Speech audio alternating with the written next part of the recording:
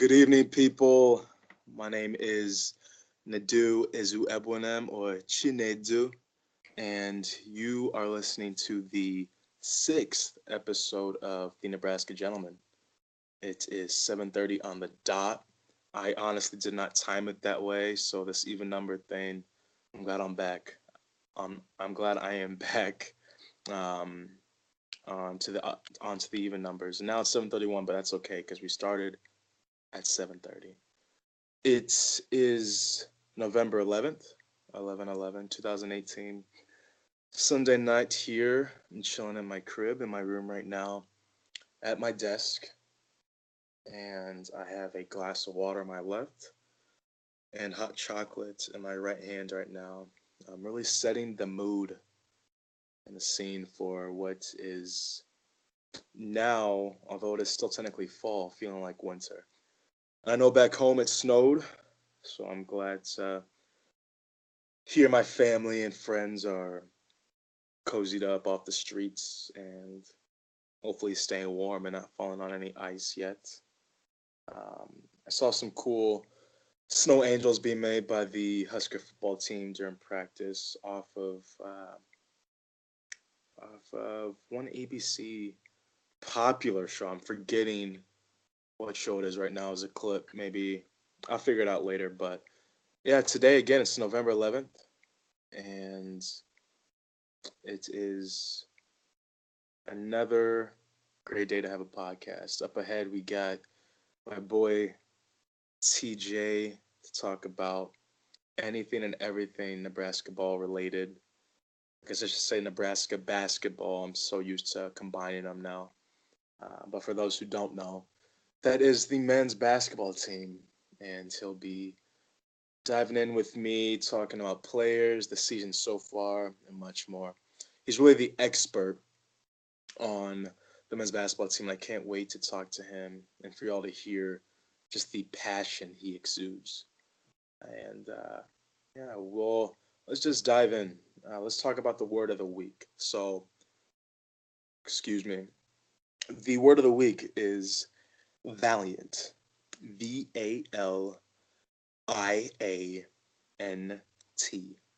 This is an adjective used to describe something possessing or showing courage or determination. And I think an example of this are really the number of veterans who have served our country. Um, so the sentence I like to share is a huge thank you to all of you for being valiant in your fights for our freedom. Um, really want to salute all those out there, ones we know and ones who we don't know or have also passed. So again, thank you, thank you, thank you. Let's talk about the week. So this past week, I changed, like I told you all last Sunday, I changed my intermittent eating time from 10 a.m. to 6 p.m. to last week 11 a.m. to 7 p.m. So just pushed it up an hour, and yeah, it was it's I don't know, waking up again. Like, I'm never usually a morning eater, so it didn't seem to really phase me. I was fine. But there weren't, I'll be honest, there weren't too many days I was stuck with eating before or stopping to eat at 7 because just late nights working and not eating much, I noticed during the day because of the amount of meetings I had. But again, no real excuses, just being as vulnerable and honest with you all. That again, this isn't really an easy thing. First weeks have always been easiest for me, but it's that second week that gets me. So I'm going to jump back on it this week. I'm thinking of either maybe 10 to 6 again because that was so helpful. 11 to 7, I'm not sure, but the meal prep game was strong today, y'all. I tell you, really jumping on the grapes, salads, chicken, pork, and then as snacks, nuts again, cheese, which has a lot of protein, um, and peanuts and beans. So I'm excited. It's time to, that saying, put up or shut up. Stopping, I'm trying to stop talking about it and really be about it. and be more mindful. Again, the mindfulness aspect has been the toughest for me. So I'm gonna write something to myself this week to really stick to it, and report again next week, the week and before Thanksgiving. And that's really is what's motivating me, I think, too, to really, because I know myself on Thanksgiving, and to really make sure I reward myself that day, kind of treat my body healthy and respectful leading up to that day. And yeah, the one thing that hurt me too is those who know me, I'm a huge fry guy. I love fries a lot. It's like my favorite food. And Wendy's came out with something where they let you buy fries any size for $1. So that was like my Achilles heel or whatever have you. And I got one like almost every day. Is ridiculous. That's how much I love fries. But I still happened to lose a couple pounds this week. Not as much as the week before, but a couple still did the trick. And I think it's because I am sleeping well, sleeping earlier, still getting that exercise in. Really had a good week at the gym with the cardio. Jump roping again, like I shared before, helped me when I was back in college, my undergrad days, and it's starting to prove effective again. So let's just see how eating healthy this week will, combined with that exercise again, will do for me. Again, I voted also, like many of you did, which was awesome to see the reactions of people online, Facebook. And then again today when I came on Instagram, I only go on Instagram on Sundays. So getting caught up with everybody's selfies was really cool to see, of them going out there and voting and just really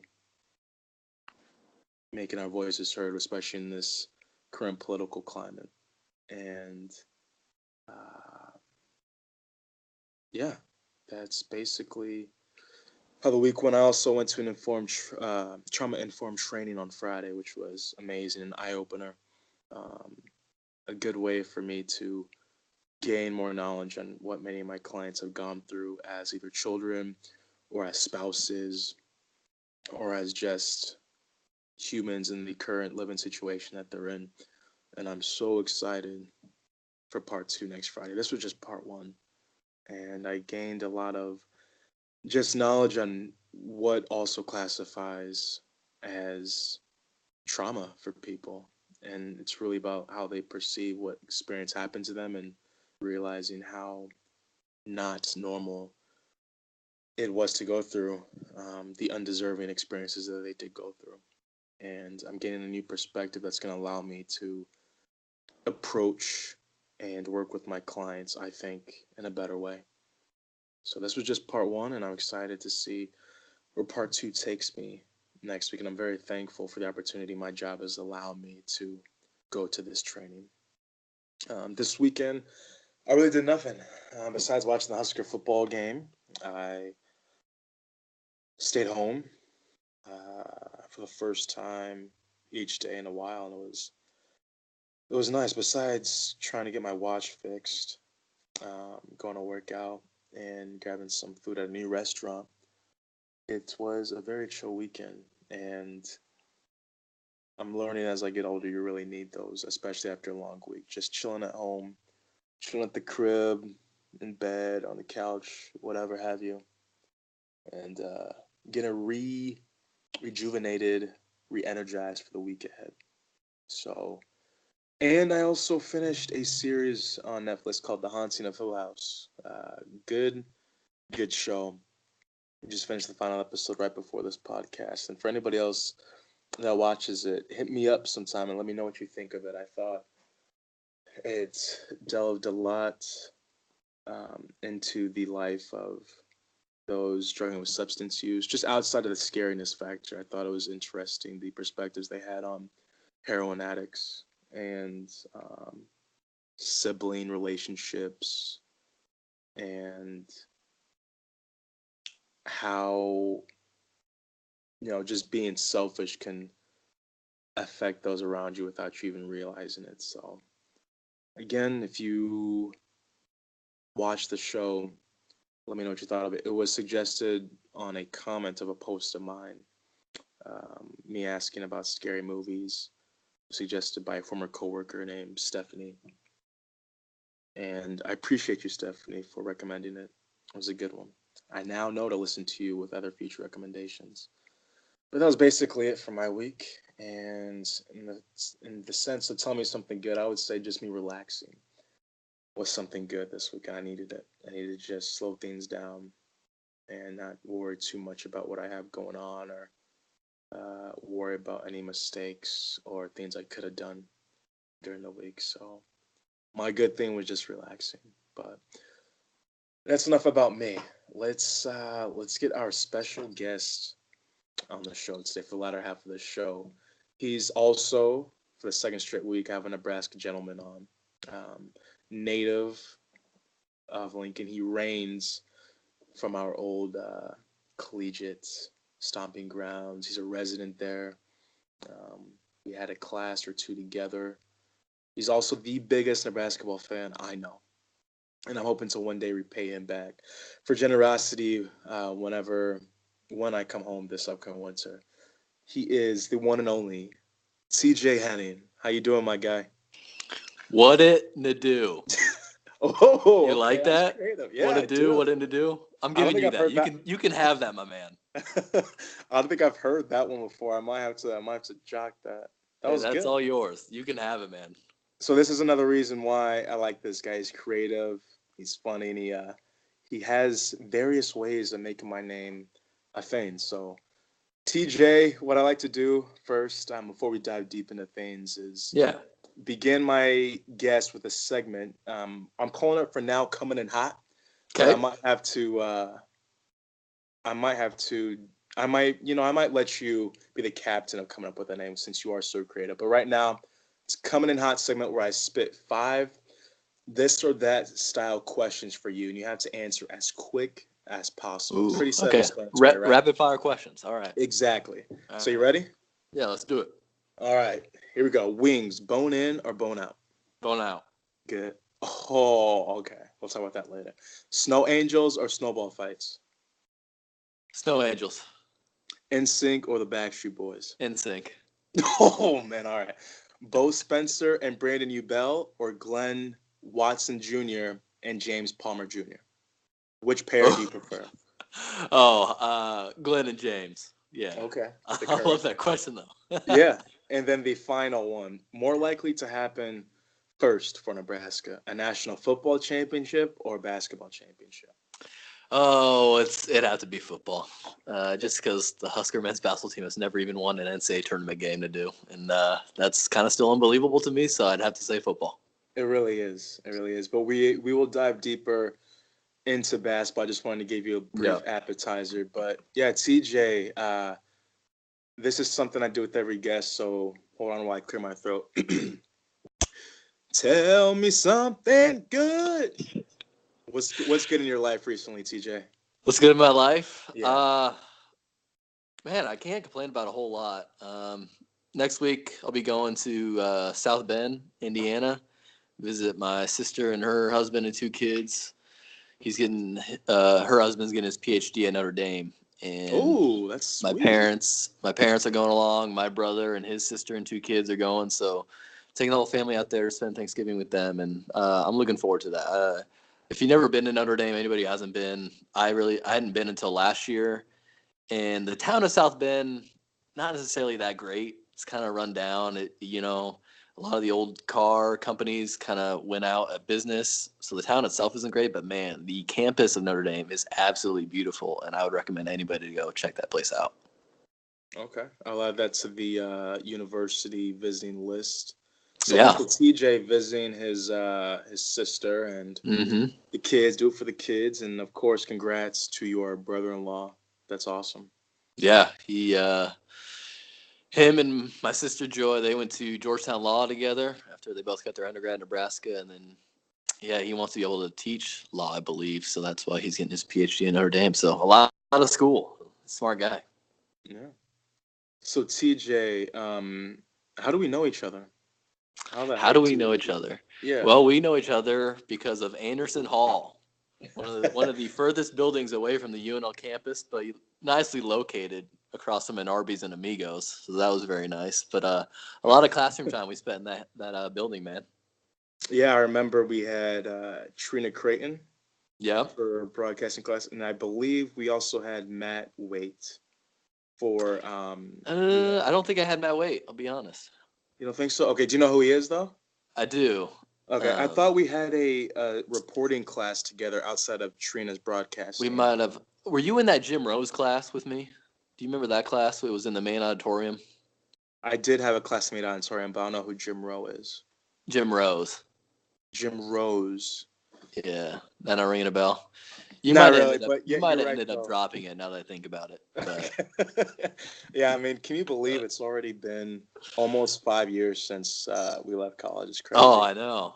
It really seems like time flying by. And yeah, I graduated December 2013, so I am approaching that 5 year mark for sure. Yeah, yep, that's right. I was a year after you, but yeah, that broadcasting and journalism building a lot of memories, and Hmm. I know sports brings people together in so many ways, and I think that's just one example. So speaking of that, TJ, I want the people to learn what it is that you do. What are you doing these days? Yeah, I am a sports talk radio producer for AM 590 ESPN Omaha. I have been there a little over a year now. I guess I started there a year ago in August. So, year and 3, 4 months I've been there and Yeah, absolutely love it. I just want to interrupt you Yeah. rudely right now and share that people listening AM 590, the station that TJ's at is huge. It's you want to get caught up on sports, especially in current situations, and really hear great debate um, and good music as well, because they're partnered up with the biggest hit radio station in the state, Channel 941. Yeah, it's I'm one of just our trying sister to stations. really, yeah, I'm just really trying to hype up the station more than because I know TJ's a humble guy, so I just want to get it out there that where he works is a big deal, and I'm very proud. But go on, Yeah, I I mean digress. we are an affiliate of the Husker Sports Network, so carry all the Yeah, football, basketball, volleyball, baseball games. So that's really sweet. We have a lot of local programming. My show specifically is from 2 to 6, Monday through Friday, with Nick okay, what's the Hanley and name? Joe. The Omaha Sports Insider Show, That's and right. it's with Nick Hanley and Joe Quinn. Those are my two hosts, and I am the producer, and I'm in charge of all the background stuff. But I occasionally get some airtime, and if one of those guys is gone, I co-host with one of those guys, and yeah, it's an absolute blast, man. I really have a passion for sports, and to me, it hasn't felt like a work a day in my life. Now, I can't fully say that, but like most of the time, man, it's like, man, I'm getting paid to listen and talk about sports, and that's awesome. It really is. You're living the dream, especially not too many people can say that they're doing what they went to college for. So Yeah, I mean, yeah, you're blessed for sure. I mean, you're a guy yourself. I think switch majors, right? I added on psychology. Yep, Oh, added that's on. right. Okay, well, look, no, Yep. you did more than switch. You added on. Yeah, but I mean, and I just want to make sure I got the title right. The Omaha Sports Radio Show from 2 to 6 p.m. Yep, OSI, Okay. Omaha Sports Insider Show, 2 to 6 p.m. Central Time, Monday through Friday. And I know you said you jump on when one of the guys aren't on, but your main title is producer. Is that correct? That is correct. Yeah. So like a lot of my main duties is getting a guest. We usually like to have a guest every hour, so a 4 hour show. So four guests. Sometimes we'll have five, maybe even six, but we don't like to have more than five usually. I'm in charge of creating promos for the show. I'm in charge of gathering audio for that day that the guys will use on the show. So whether that be Frost audio, excuse, not Frost, well it is Frost, but to be more specific, Coach Frost from practice, or one of the assistant coaches, or one of the players, or maybe I'm grabbing Tim Miles audio that day since we're getting into basketball season here. I mean, we'll talk Creighton, we'll talk UNO, and then obviously we'll talk national sports too. So I'll look for audio there, and yeah, just kind of make sure everything's going swimmingly in the background. And also, if we have giveaways, I'm in charge of giving some of that stuff out. So yeah, it keeps them busy. So you mentioned having preferably a maximum of five guests. Who is in charge of fetching these people? And is that, I imagine, having that many guests per week? I can't imagine it being easy. Yeah, I'm in charge of getting the guests. I mean, so we have a kind of a partnership with the Omaha World Herald and KMTV. We share the same building with the channel. 3 News Now. So some of those guys will come on, and the World Herald writers will come on. And then Nick and Joe, they've been doing this for a while, so they have a lot of contacts. But sometimes, I just got to go out there and, find what kind of stories happening and find a guest. Like this past week, I got, if anybody in the audience knows Stanford Steve, he is Scott Van Pelt's right-hand man on SportsCenter.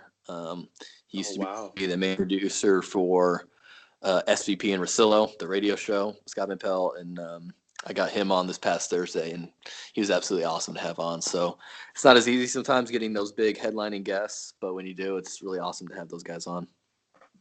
So TJ, what is the most difficult part of your job, and what is the one that gives you the most fulfillment? Yeah, like I said, I'm really blessed to have this job. So like I don't see too many negatives. Obviously, like things like I guess there's two things. One thing that is like kind of the work related is when people don't get back to me. I can deal with people saying, no, I can't come on your show today. Yeah. What bugs me the most is when I get no response. Then that just leaves me hanging whether, okay, should I text somebody else to fill that spot, or is this person going to text me a day later? And coming to know some of these people, okay, I better give this guy a heads up a day or two in advance to hope to get a response. So that's kind of why I like just nausea you a little bit, but it's no big deal. And the other thing for me to do is just, I've worked plenty of other jobs, but like this one, it's full time, so that's great. But I am just sitting there for 8 hours. So like, I really have to like make sure, and I'm not working out like I used to in high school, when I'm playing 3 sports a year. Oh, stop. You still look great. Do you not have a basketball hoop on your door or something to be practicing the free throws? Yeah, I don't play as much hoops as I do. I wish I played more, but I got to make sure I get that cardio in. So I hit that treadmill, especially now because it's too cold to go outside. Yeah, so like I will like leave my snack all the way back at my desk. So I have to go get it during the show. I will leave my phone charged all the way back at my desk to go get it during the show. Like I try to create little events so I have to go walk a ways. Like TJ, that's brilliant though. Honestly, I like that a lot. It's the little things though that create those steps, especially if you're someone that counts your steps. I like that. And I'm not too embarrassed to admit this. I've even the other day I was Googling how to look up like some ab stimulators just to like while I'm sitting there to work on like a TV infomercial, like to see if that thing would ever actually work. But just, that's one negative. I don't know. Maybe it'll be a Christmas gift. I don't know. I might have to look. I mean, usually I feel like I see those things on TV and they don't actually work. So I'm kind of skeptical, but we'll see.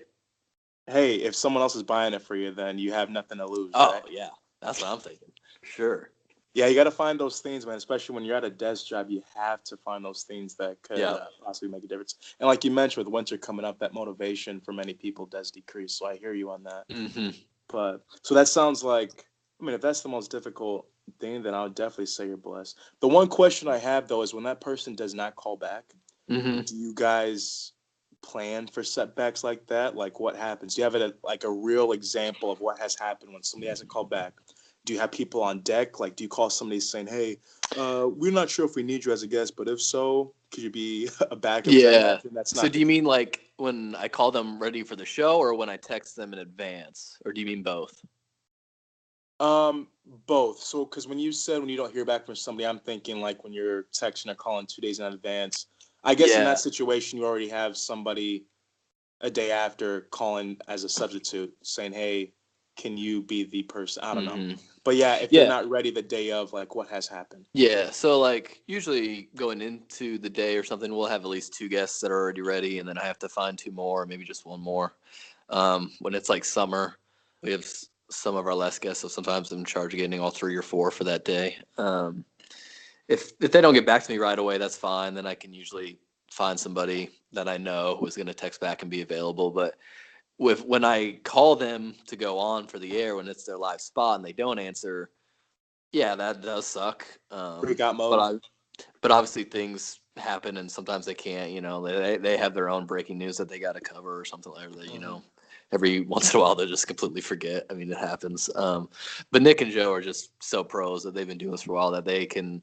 Okay, I know we were supposed to talk about this segment, and we can still talk about that, but just not without the guest. So they'll just fill it, and then hopefully maybe by the 5th time I try them, they'll answer, and we'll be able to go. Or maybe I text them like, "Hey, can you go in like 15 minutes since you're not ready now?" And maybe they'll go back to me. But yeah, I mean that's the thing with live radio. Sometimes it doesn't always go as you'd planned. Yeah. do you have, without dropping any names, do you Mm-hmm. have any crazy stories that somebody like me would be interested in hearing from the, behind the scenes radio producer? Any crazy stories, whether it be about bringing on a guest or a guest that maybe said something live where they weren't supposed to, or just like any hoopla or stress that you've been through? Any crazy stories that now you can laugh at? Yeah, I guess one comes to mind. So, do you know? Oh man, I think I've been there. Matt Millen, um, former Lions GM, played in That the sounds so familiar. NFL. I think he's actually going through some health issues right now. He was a Big Ten Network analyst. Okay. So yeah, I believe it's Matt Millen is his name. I can Google and double check here when I stop talking. But I was calling him up to bring him on the show when I worked in Lincoln ESPN. So this was about maybe 3 years ago, 3.5 years ago. Yeah, Matt Millen. Okay, I was right. Oh, yep. Um, That's exactly what I was thinking. I just looked him up on my end too. yeah, and battling rare disease, may need heart transplant. Geesh, hope that Oh, wow. prayers up for that guy. So I was getting him up, and when I call the guests, I'm usually calling them up during the commercial break, not when we're live on the air. So usually I call them 90 seconds before we get on. And this was when I was within probably a year of being a producer, so I'm still kind of nervous on the job. And if anything were to be different, I would probably freak out. So all of a sudden, when I'm dialing him, a woman picks up the phone, and I was not expecting a woman's voice, but I still said Matt, like in a question. And she's like, "No, but are you looking for my husband?" And I was like, yeah, I'm looking for Matt Millen, sorry." And then all of a sudden, That's he gets beautiful. put on and he's kind of laughing. And I thought that'd be the end of it. But then he goes on air with my host, Chris Schmidt, of Hail Varsity radio show. And he's like, "Boy, your producer must have been pretty nervous because told his wife, he thought my wife was I." And yeah, like What a great that impression. was That wasn't your across the first time whole. talking to him, was it? Yeah, it was. Yeah. Oh. And he sent that whole across the state of Nebraska because that show has syndicated a lot of shows. So Do you think he'll yeah, be back? oh, I mean, Hopefully, hopefully with his health wise, I yes, mean, yeah, yes. but I don't know if Chris ever had him back on again. But yeah, that was that was an embarrassing thing that one day. That was funny. So, because of how funny that was, do you have another embarrassing one? I'm just kidding, TJ. Mm. It's okay. It's okay. That one was good. That one was I good. got to be honest, I was glad I remember that one because I was like thinking I might not have one. But if I think of another one, I'll let you know. I'm not No, too yeah, that embarrassed to one say was anything. yeah, that one was great. And TJ, I just gotta say, you have a great radio voice. So I'll never Oh, thank forget you. when I was home and I got together, chopped it up. A Yeah. really good memory from my time back in July. Mm-hmm. But I wanted to also say that was, I'll never forget, a day or two after that, or it was the following week. I heard you on radio. I was like, "That's my guy." It was like a great proud friend moment. So obviously, when the guys aren't in, your listeners have a great guy to listen to with Well, you at the helm. So I appreciate that, and I'll be honest. For longest time, I did not like my voice, and I'm thinking I'm okay with it now. But I guess like growing up, I was just kind of a skinny, scrawny kid. But you would hear my voice, and it just was. I don't know. It would just sound so deep for like what I looked like. So I was well, like I a little think self conscious of it. But now I'm just like totally fine. Like I could care less what you think, but or what people think of it. But yeah, yeah, so I'm yeah, cool. that's good. That's good because also I think TJ, that's most people. Yeah. Um, Oh, for sure. Yeah. I know when I had my best friend on, he mentioned how he just does not like the sound of his voice. And I think like us being in the field, or you being in the field of broadcasting still, you kind of, like you said, there comes a time where you just are like, F it. This is my voice and I'm not going to change it. Yeah. And it's because we hear ourselves inside. I forgot what the saying is. People hear our voices inside out, where ours is outside in, or vice versa. I can't remember. Anyways, we sound different than what other people perceive us to sound like. Yeah. So yeah, Totally. TJ, my last question for you regarding your career would be: do you have any tips for those interested in being in the same seat as you as a radio producer? Any tips about your journey and how you got there, and what to really expect on your path, or I should say, people's path to getting there one day? Yeah, I definitely do. I've only been doing this for about maybe Oh man, what was it? I was in Lincoln 2.5 years, probably a little over 4 years. I'll kind of just lay out how I got here, and then that'll kind of lead me into my advice. So when I graduated college, December 2013, um, I did not have a sports media job until a year after. Um, it took me quite a while.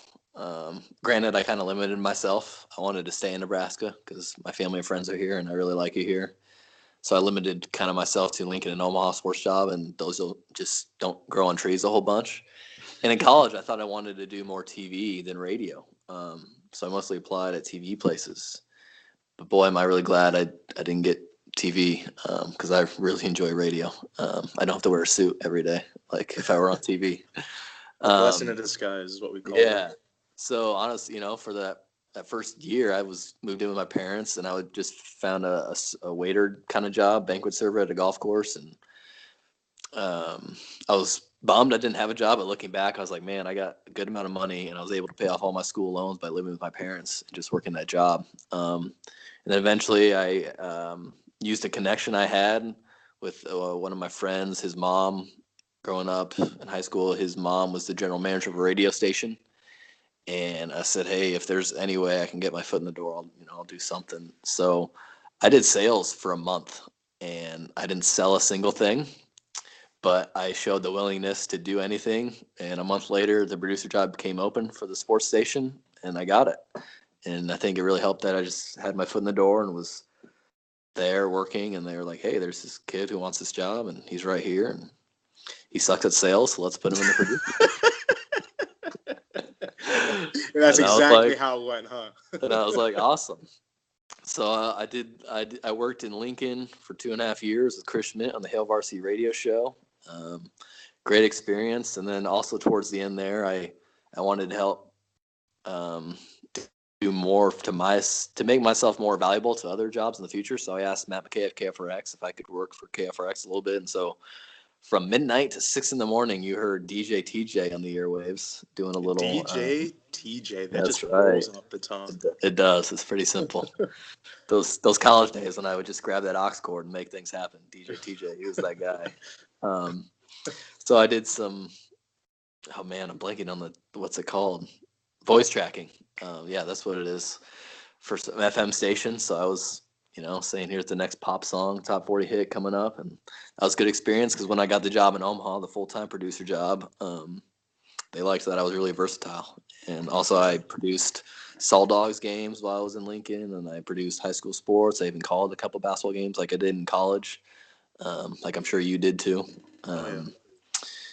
And yeah, so now I've been in Omaha for a year and close to a half now, and absolutely love it. So two things I would recommend.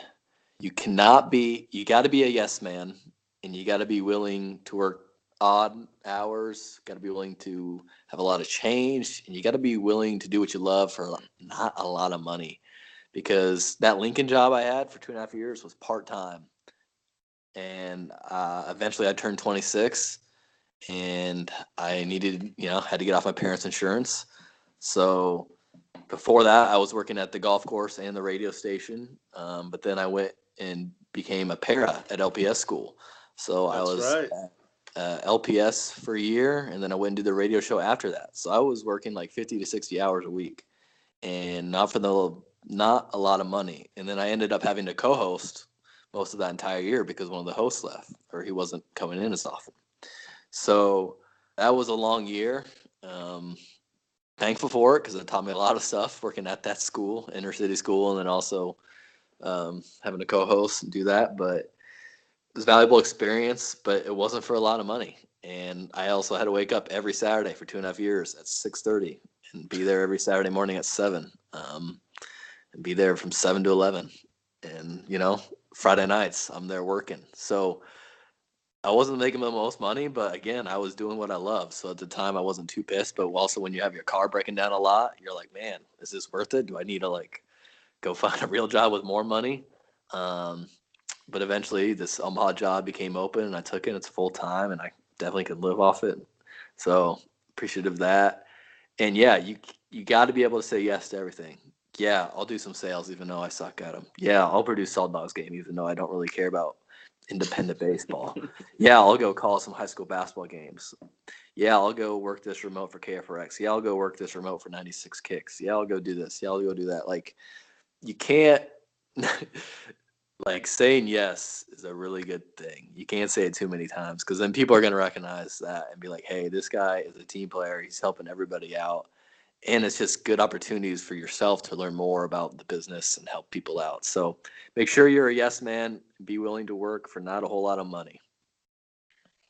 Yeah, and I'm going to add to that. So I'm going to summarize basically what you said, and you tell me if I'm wrong. All right. So, like Okay. you said, being a yes man or woman, being versatile, Yep. making sure the pleasure does exceed any pressure, which means Mm-hmm. staying up or waking up early and Yep. working various hours. Um, and also, the biggest thing I think I got from this, TJ, is just be terrible and crappy at sales for a month. And I think that is what really is the underlying secret to all this, to being where you are today. Would you agree? I can't say it didn't help. So, yeah, in some I way think it worked out, man. I think that's another post or another show I'm gonna have to make is what jobs were you at for the least amount of time? And so far we're starting the Mm-hmm. line at a month. I probably have you beat, but we'll say that for another show. Okay, cool. I But like again, it. on top of all this, I think it's important to also, we mentioned Trina earlier, who was amazing. She's an amazing person. I think it's important. Yeah. You acknowledge, where we came from too. I also just want to add, besides really thanking Trina, thanking Ford Clark. I'm sorry, Ford. I don't know why I said Clark, but also Rick. Rick Alloway. Alloway, the Yep. man, really Yep. the guy who he was one of the first. I know he wouldn't call himself famous, but thinking of his voice, I hear it all the time when I bring Oh, it back home, great and voice. just exactly like he. Oh man, I can go on and on about that voice, but yeah, just him. Uh, Again, Mister the Ford Clark, my birthday buddy, and Trina, Bernie, McCoy, Barney. Yeah. Yeah. Barney, Barney yeah, McCoy. Barney, Yeah. thank you. And I mean, there's a lot more, but I Mm-hmm. think their work, the work that you've done with them, it shows, and it's a great example of where you are today. I appreciate that. So Yeah. I would say Barney, Trina, and Rick were like probably the professors I came the close with, or it just mhm. seemed like I had most of them for most of my classes, and yeah, all three were terrific. One guy, or no, there's two guys. I never had Matt Waite, and I know a lot of people liked him, so I would have liked to have him. And then I only had him for one class, but Joe Starita was a professor I really enjoyed, and I wish I could have had more classes with him. I don't know if that rings a bell for you or not, but No, it does. I want to say he's the one that looked like Christopher Walken, right? yes, correct. Yes. Yes, Yeah, he I was. I just saw had him at him. the Husker game 2 hours ago, actually. You what? I just saw him at the Husker game 2 hours ago, actually. So. Oh, okay. Still looking the same. Oh, for sure, yeah. And I Uh, think he played basketball. If I remember right, telling us in class, he played basketball overseas in Europe for a little bit. So I think he enjoys the sport. yeah, I think I had him for mass media and law. I'm pretty sure, Yeah, I but think I might have had him for mass media and ethics, something like that. So yeah, something like that. Yeah, I think you're correct. But yeah, thank you, TJ, for providing us about your journey to where you are today and giving us tips. I liked it. I liked hearing about your stories regarding the that one situation where there was a little bit of a setback and you saying, calling out the wife there a little bit, but also how he dealt with it. He made it humorous, which also helps. And then yeah, just sharing with us, what you are getting yourself into if you are going to this field. Because I think it's important to realize the hour difference and lack of if this is something you're into for the money and not the hmm pleasure, then it may not be for you. So I think it's good that you informed us on that. yeah. So Just one more. Like, can I go just ahead. add one more thing? Of course. Yeah, like I think a lot of. I'm sure I was this way in college. Like you see Stephen A. Skip on TV. You see all these guys on TV, and like, yeah, I just want to be that talking head and just like Hmm. make a ton of money and have a bunch of followers. And now it's like, dude, as long as I got enough money to live, like I'm fine. I don't need all these Twitter followers to vindicate me. Like, to be honest, the more followers, the more problems you got, because then you got all these idiots and trolls just tweeting at you, and it's just like, whatever, man. So like, I think I'm actually kind of thankful I don't have that many followers. But if I got more, I also don't care either. But I yeah, think it's TJ, you just made up a parody to more money, more problems, yeah. more followers, more problems, right there. For sure, right? But yeah, we want to be like, we emulate those guys. Like when we're young, we're like, oh man, I want all that. I want the glitz and glam. I want to be the guy. And then it's like, yeah, sometimes it's really not what you want. And I also came to realize, like, I thought I wanted to be like a guy who was on air every day, but like having just did it 2 years in Lincoln, and sometimes like just not having much prep time because I'm coming from LPS, like it is not easy to be on every day and just have Mm, something to say. And like, I yeah. think, I mean, Scott Van Pelt would always say, yeah, some random person could do this for a day, but then the next day is Tuesday.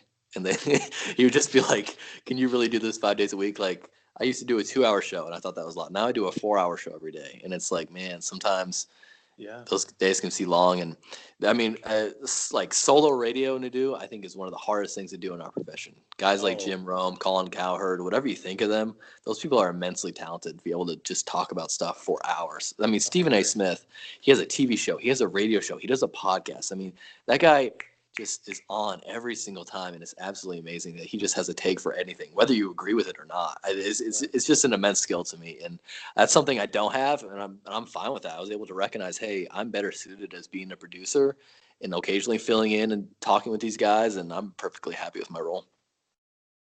And I think me and your other listeners are too, TJ. All And right. because of that, let's talk about something that I know you can talk daily about, and Yeah, that's yeah, Nebraska this is true. basketball. So this is the meat of why I brought you on, the expert, if you will, of Nebraska basketball. So let's um, let's talk about the boys. Like you said, they played tonight. You were at the game. Mm-hmm. First off, they kicked off the season with an explosive 106, 37 victory over Mississippi Valley State, Yep. which capped off the, like I said, the first game. It was the first game of the season and the 18th consecutive year in a row that they begun the season 1-0, which is amazing. Mm-hmm. Um, they then capitalized on the game tonight that you went to, beating the Southeastern Louisiana Lions 87-35. Now, granted, neither of these teams, TJ, are much a March Madness threat, and you No. can argue Nebraska had no reason to lose to either, but to Yep. beat both by 69 points and then 52. I mean, talk about making a statement and being hungry to start off this season. Well, it's better than the alternative, right? Where the school up north, Creighton, is barely beating these other directional schools. Like I think they only beat Eastern Middle Tennessee State today by like 6. And So their window's closing, huh?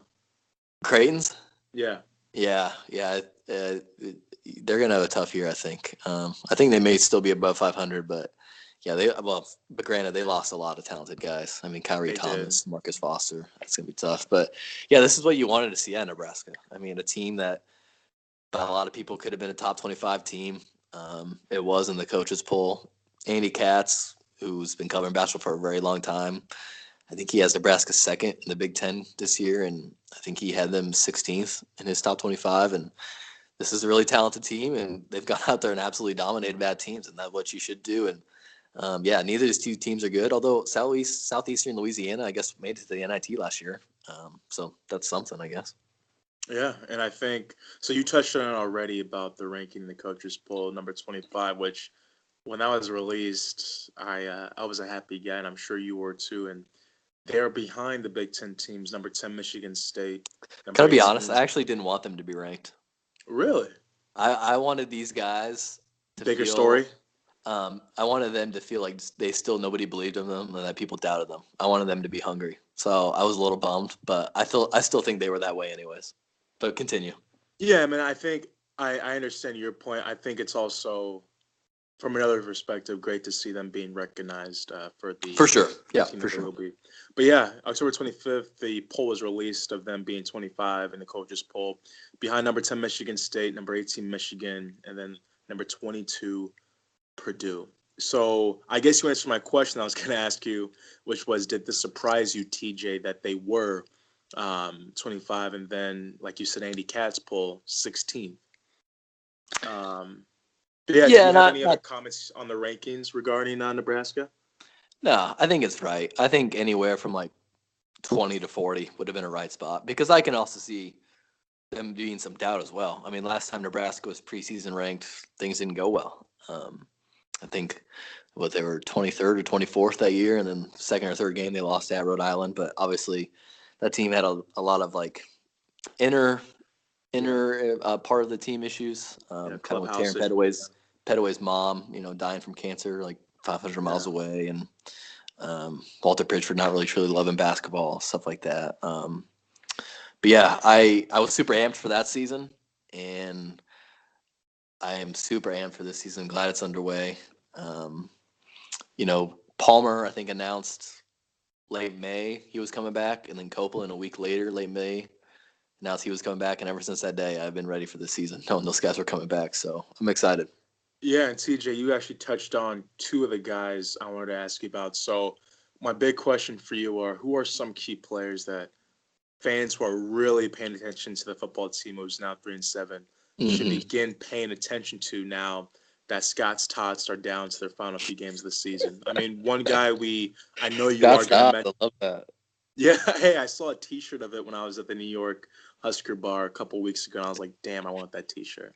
Hey, But Scott Frost, what we gonna do? What we gonna do? man, we need to make that a halftime theme song or something. But Yeah, that's really, good. another guy I know you'll mention too. I'm just gonna spit out some facts real quick, and then I'll let you go deeper on these guys. Okay. So at first, we got guard Glenn Watson Jr., who Yeah. did senior things and tallied the game high for them against MVSU, dropping 19. Which, Mm-hmm. by the way, that 69-point difference was the second largest in school history. The Yes, sir. biggest point differential, you might ask, 82-8, win against Crete 100 years Yeah. ago. 1908. Yeah, or 1918, something like that. Yeah. Yeah, and then a Not sure guard if it you. was Crete High School or Crete Middle School, but yeah. Well, let's not hate on those guys. They still came out to Hey, play. no, I got a lot of family for Crete. I love Crete. Shout out to Crete. Shout out to Crete. But another senior guard that you mentioned earlier is Mr. James Palmer Jr., who JPJ. is Yeah. regarded as the best player on the team.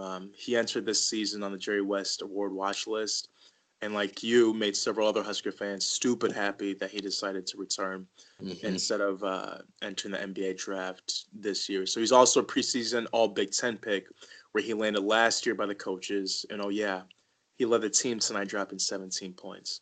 And Mm-hmm. then the third guy that you mentioned, Mr. Isaac Copeland, arguably the third most like that shooter for the Huskers. He was picked as the 2018 honorable mention on the All Big Ten team by the coaches and the media.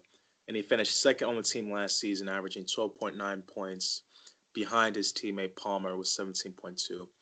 Copeland's also known for shooting beyond the arc.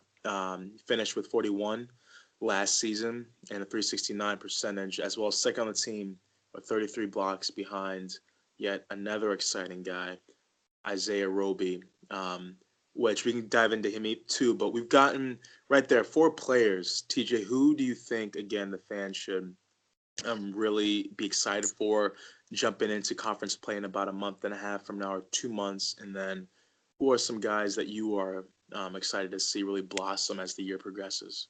Yeah, Nedu, for this team, it begins and ends with that core four. I mean, we'll get to the other guys that surround those guys because they're obviously important, but that core four of Copeland, Palmer, Roby, Glenn, I mean, that's why the coaches have them preseason top 25. That's why Andy Katz has them 16th, second in the Big Ten. I mean, that is so much firepower you're bringing back from the team that just missed out in the NCAA tournament last year, and that went 13-5. Like most teams that go 13-5 the conference do not get left out of the NCAA tournament. But unfortunately, the Big Ten was down last year, and most of the teams you beat were kind of down, so they weren't able to get in, and they even got snubbed in the NIT. That to me, that should have been an easy Oh my NIT God. 1 seed, or Yes. even at least host a game. But then they were the 5th seed and having to play a team that they already played an exhibition.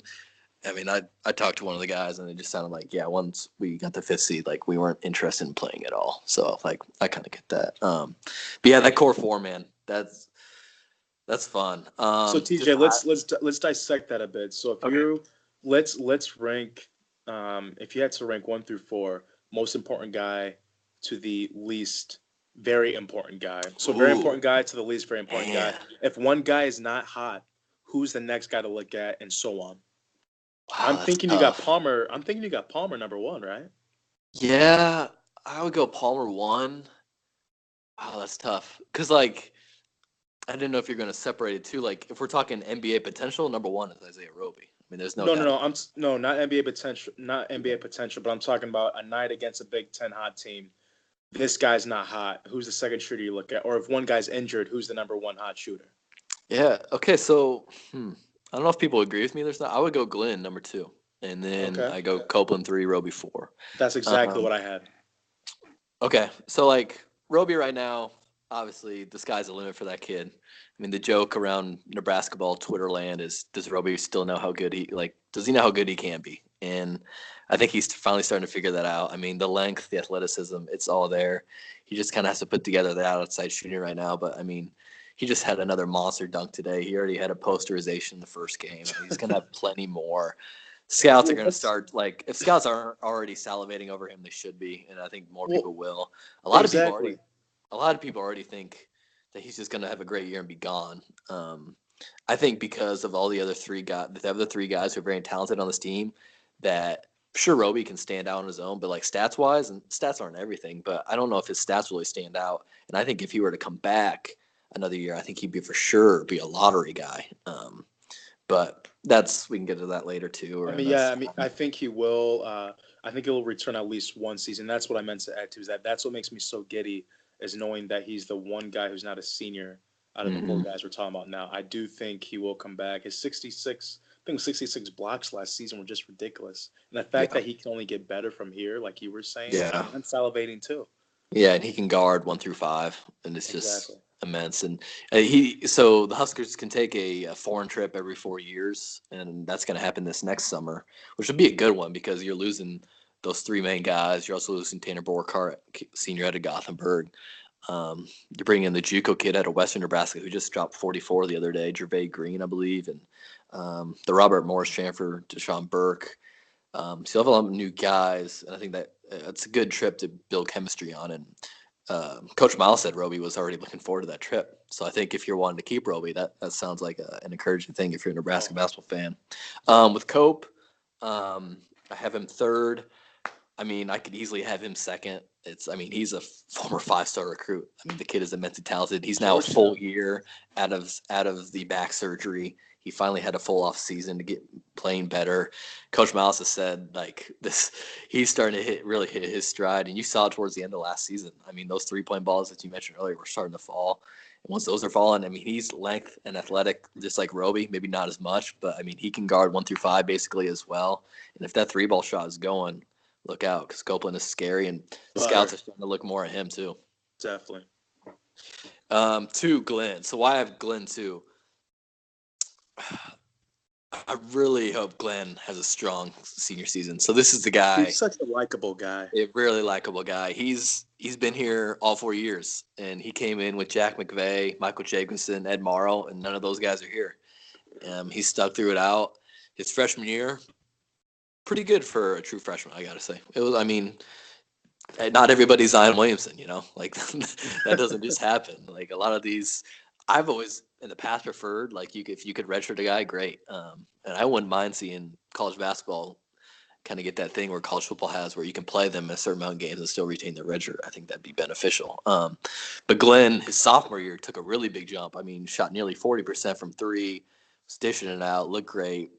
But last year, um, I would say last year was his sophomore slump during his junior year, and I think some of it had to do with just his own getting in his own head, and also okay, we have Palmer and Copeland all of a sudden. I don't need to do as much, Hmm. and it's not just me and Ty Webster anymore. There's Palmer, there's Copeland, and all of a sudden, oh, there's a Roby kid, and I got to feed him.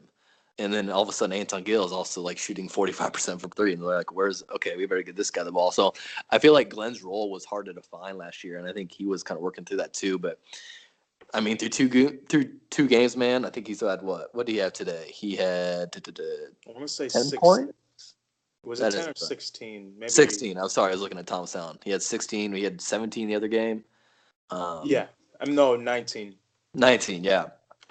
Um, I mean, If this we is can, the same guy who led the team in steals last year. Let's yeah. not let that one thing when I think of Glenn Watson Jr. is defense, and Hmm. he's just so he reminds me of like a redefined Bo Parker in a way, a more enhanced Bo Parker on D, but also the offensive game is electric. Benny Parker, are you saying? Benny, thank you, Okay, thank you yeah, so much. okay. I mixed up both You're Spencer coming and both Benny. Spencer and Benny Parker. That's right. Hey, I get Yeah, it. but those 47 steals last year, I mean, talk about a ball hawk. He annoys guy opponents on the opposite end, and Yeah. he's just And electric. He's just so fun to watch. That yeah. size and everything. I really hope when his career is over that he is able to make that next step into the NBA.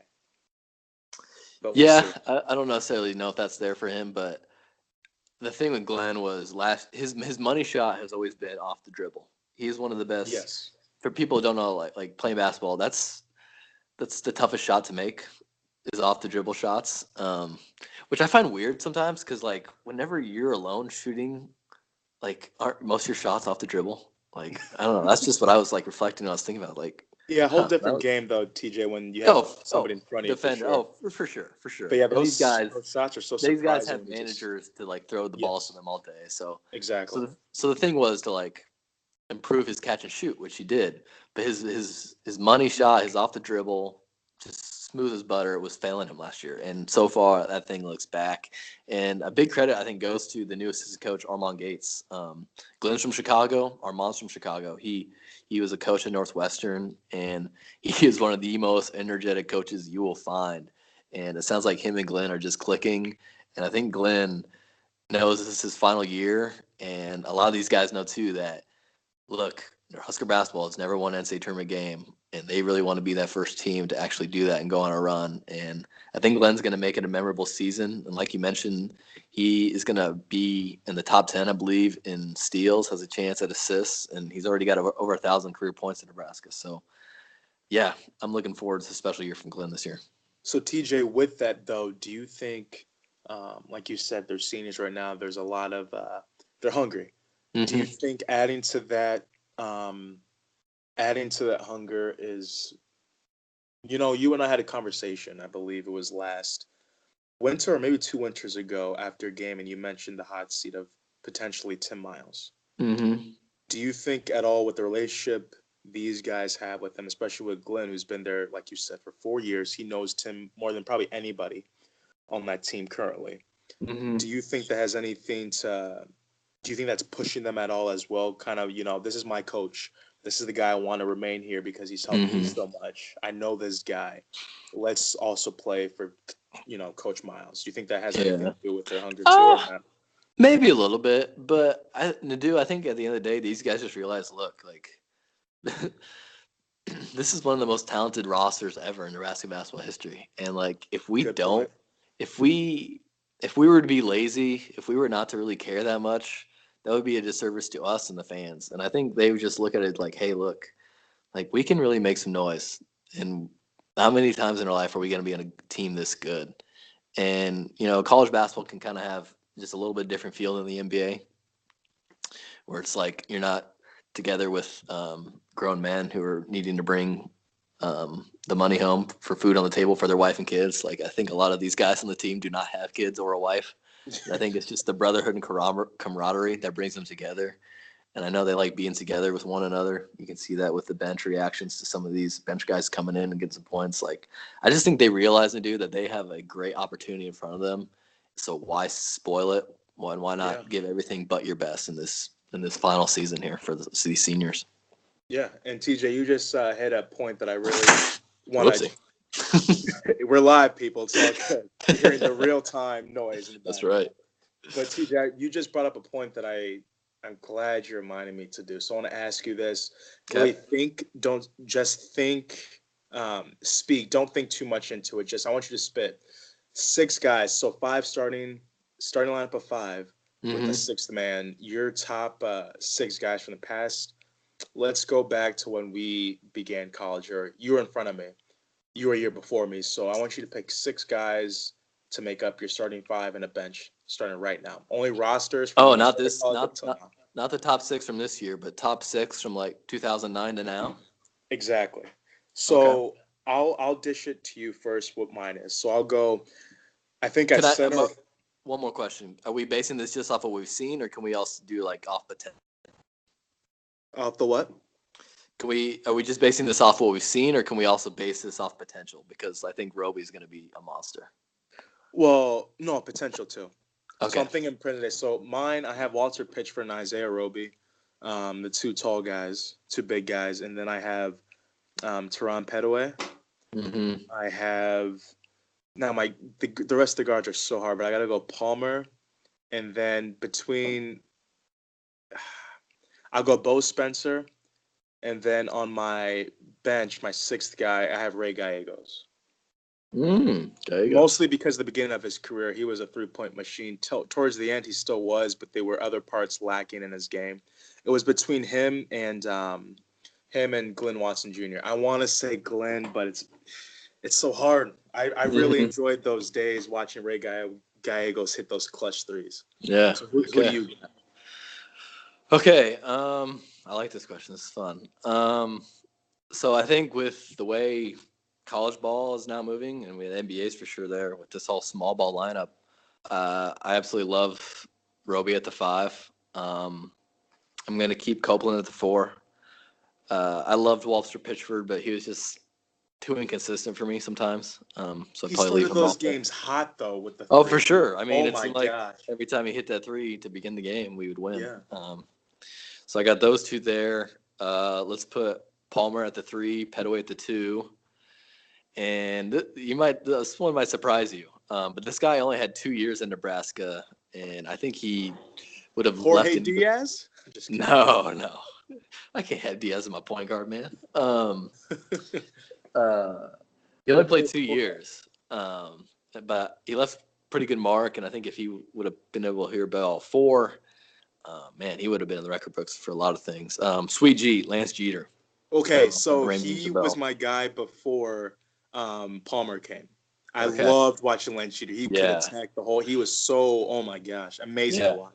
So he started out at Cincinnati football, and then he went to JUCO and decided to quit football and go to basketball. And then Doc picked him up there with Quincy Ankins-Cole, and Quincy Ankins-Cole did not work out like I had thought. But boy, we got a good point guard, Sweet G, and dude, I mean, he was.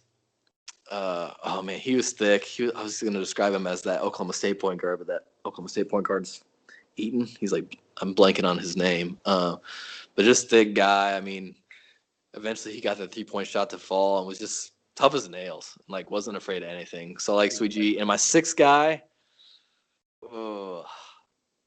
I want to put Siobhan Shields here because I think he's Siobhan. How did I forget him? Oh but I think I'm going to go with Ty Webster because at first Ty was ready defensively, but then, man, like I was impressed by his senior year and what kind of player he turned into on the offensive side of the ball. And I think he's a very good two-way player. Yeah.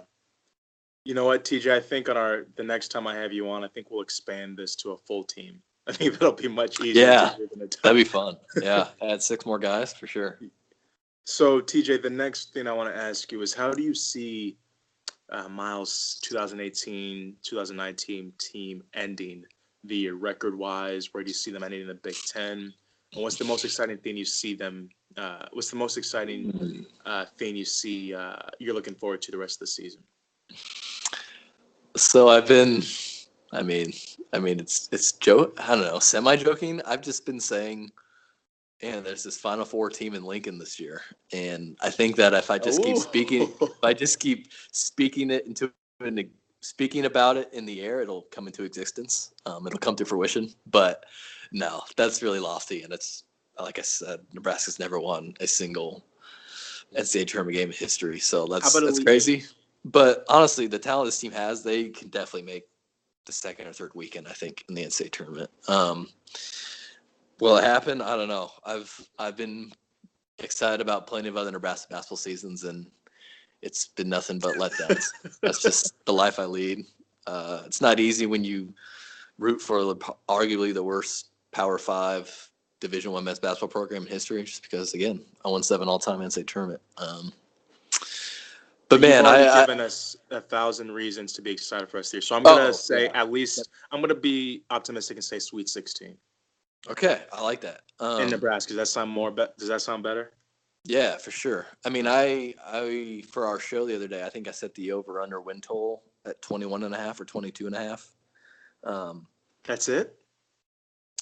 Well, I was thinking the Big Ten would be better this year, and you had some tougher home games this year, and just all of a sudden assume. I mean, I thought about putting it at 23.5, so So go TJ, they went 24 and 22. 7. Okay, because they went I 22 and know. 11 last year. No, I understand. I thought the Big Ten would be better this year, and the non-conference was a little tougher. And you would, I think, if you just got to 20 wins with this year's schedule, I think you'd be in and you'd be safe. Okay. But I'll say they're going to be a top 4 team in the Big Ten, no doubt. Top 4 for sure, and that's going to get you in the NCAA tournament. And from there, you got to exercise some demons, man, because Nebraska has been a 3 seed and lost. They've been a 4 seed, I think, and lost. So like they got to get over that hurdle, man. Northwestern did it for the first time 2 years ago. They were the only other team like Nebraska. They had never even been to the NCAA tournament to do. Nebraska had at least been 7 times. Northwestern had never been. The first time Yeah. they go, they win. I was excited for them. Yeah, and they almost won the second game that they played Yeah. in. But the team went on a crazy run. So hopefully, all these years of never getting in will just collide into this beautiful, momentous moment where they just go on a run in that thing. And yeah, they're Swiss 16 or better, and that would be awesome. Play out of their minds is the motto I'm going to go with All right. come March. Just play out of your minds. Yeah. So who's the biggest team that you look forward to seeing them play this year? I haven't looked at the winter schedule, so I'm hoping that you and I can catch a game. But in terms of Big Ten conference play, I'm guessing Michigan, Michigan State. Who are you looking forward to the most? Yeah, I mean, I think Michigan State's going to be the best team in the Big Ten. Um, could be Michigan too. Uh, It's weird. I think the Big Ten is going to be better, but then also I've heard other basketball people I respect say they think the Big Ten is still going to stink. So I'm not quite sure what to believe yet. Purdue could have the Player of the Year in Carson Edwards, but they had like 4 seniors graduate last year that were really integral to their team. But yeah, Michigan State with the talent they have, and they have some NBA guys on those 2 teams. I think Maryland had a really interesting recruiting class. Indiana, they got one of the top 5 players in the nation to go there, Romeo Langford, and he'll be interesting to see.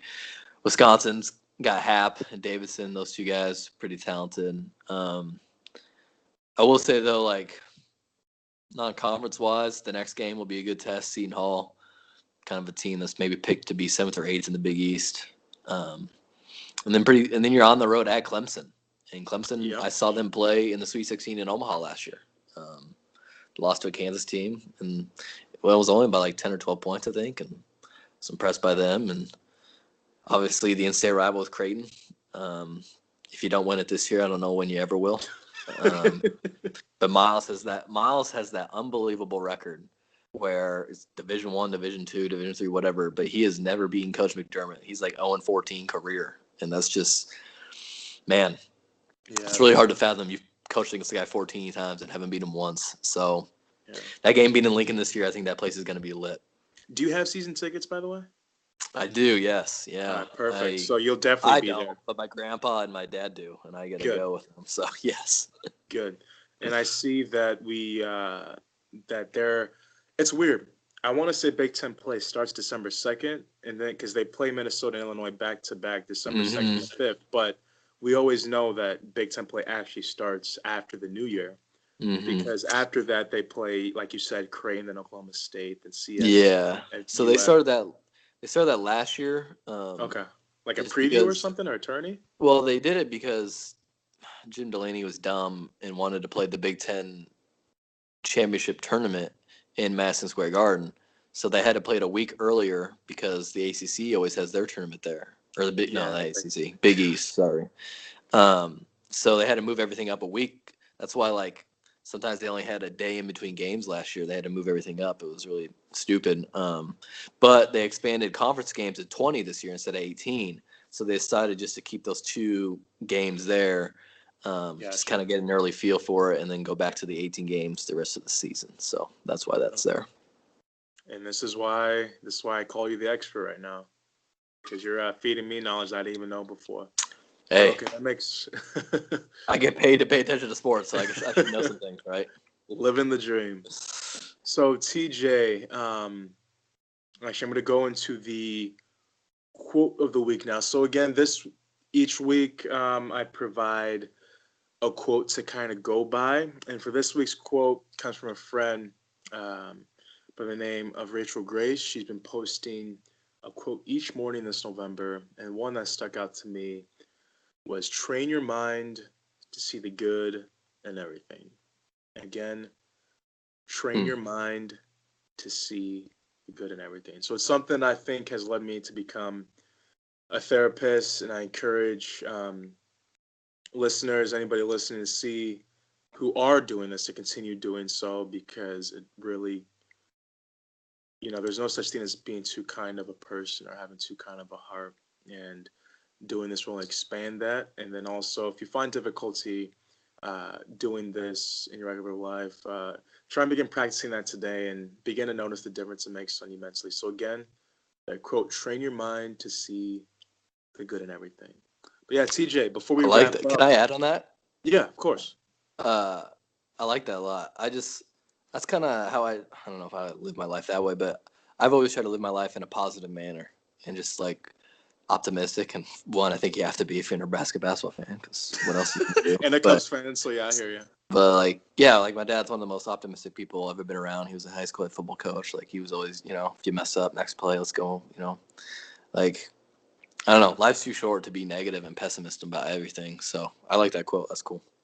Yeah, and TJ, you bring up 2 points that I want to make sure to touch on. So one, I think when I or you or anybody shares being positive, it doesn't mean that you don't go through a lot of stress and crap Oh every yeah. day. Because Yep. nobody's perfect, nobody has a Yep. perfect life. But to kind of, when you are going through stuff, trying to come from a mindset of trying to bounce back or staying in a mindset and seeing how that feeling of negativity continues to expand and how detrimental it can be for you moving forward. So it's really about just seeing or how you see things and view things from any situation you're in.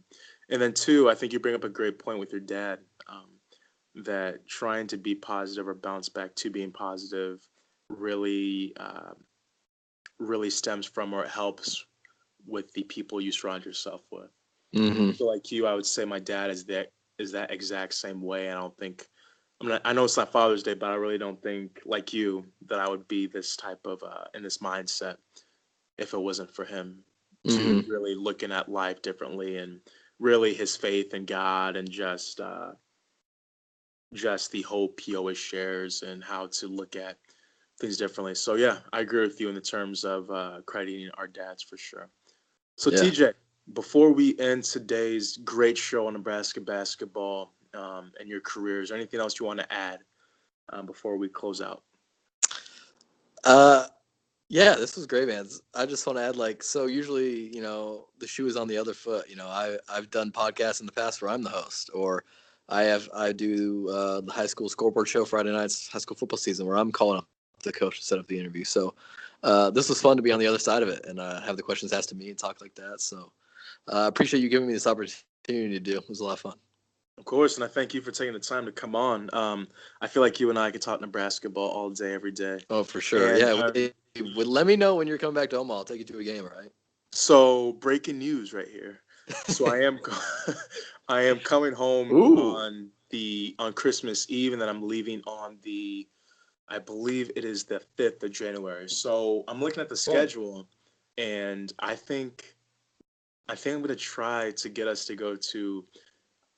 I'm guessing that's Southwest Minnesota State. I'm not sure if the S apostrophe West, if that's what that means, but I'd like to go on December 29th with you. I want to make that happen. It's a Okay. two Yeah, I think o'clock that's one of game. Miles' former teams he coached, maybe, or one of his former assistants is there. But that's kind of why they're Okay, playing that. But yeah, we can make that happen. I'm sure.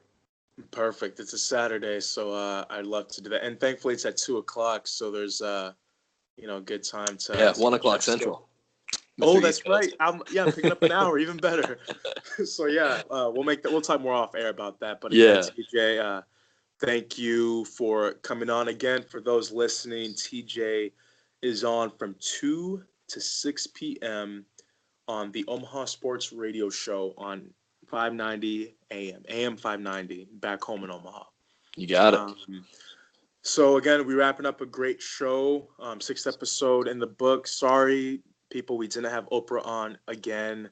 Maybe next time. But next week, I'll perform a relaxation script to help those that are maybe looking for a coping skill in dealing with stress or sleep or anxiety. I'm excited to perform that next week. It'll be my first one on this podcast, and hopefully, you out there listening will have another tool in your tool bag to refer to whenever you are feeling any of those things. But until next episode, peace, love, and may your skills be with you. God bless, and Kamesia.